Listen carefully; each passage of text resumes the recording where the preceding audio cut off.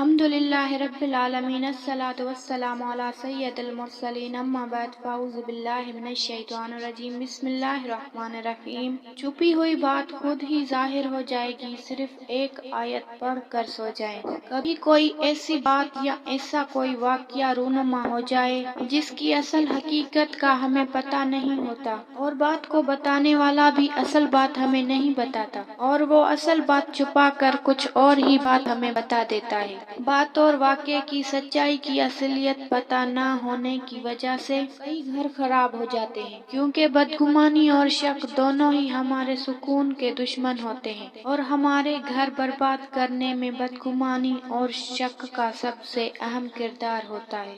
اگر ایسا کوئی واقعہ یا ایسی کوئی بات رونما ہوئی ہے جس کی حقیقت کا آپ کو علم نہیں، اور آپ اس بات کی حقیقت اور واقعے کو جاننا چاہتے ہیں، اور آپ اس بات اور اس واقعے کی حقیقت کو جاننا چاہتے ہیں، تو اس سلسلے میں قرآن پاک کی ایک آیت میں آپ کو آج بتا رہی ہوں۔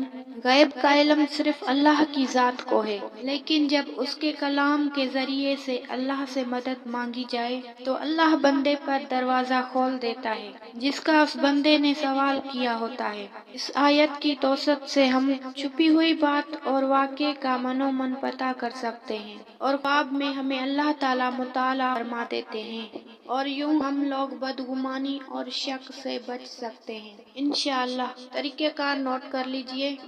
عشاء کی نماز کے بعد باوضو حالت میں رات کو سونے سے پہلے سورہ ملک کی آیت نمبر 13 101 مرتبہ پڑھ کر سو جائیں۔ خواب میں تمام حقیقت ظاہر ہو جائے گی، تمام واقعات ظاہر ہو جائیں گے، جو ہونا ہوگا وہ بھی پتہ چل جائے گا انشاءاللہ۔ اللہ تبارک و تعالی سے دعا ہے ہم سب پر اپنا رحم و کرم فرمائے، آمین ثم آمین۔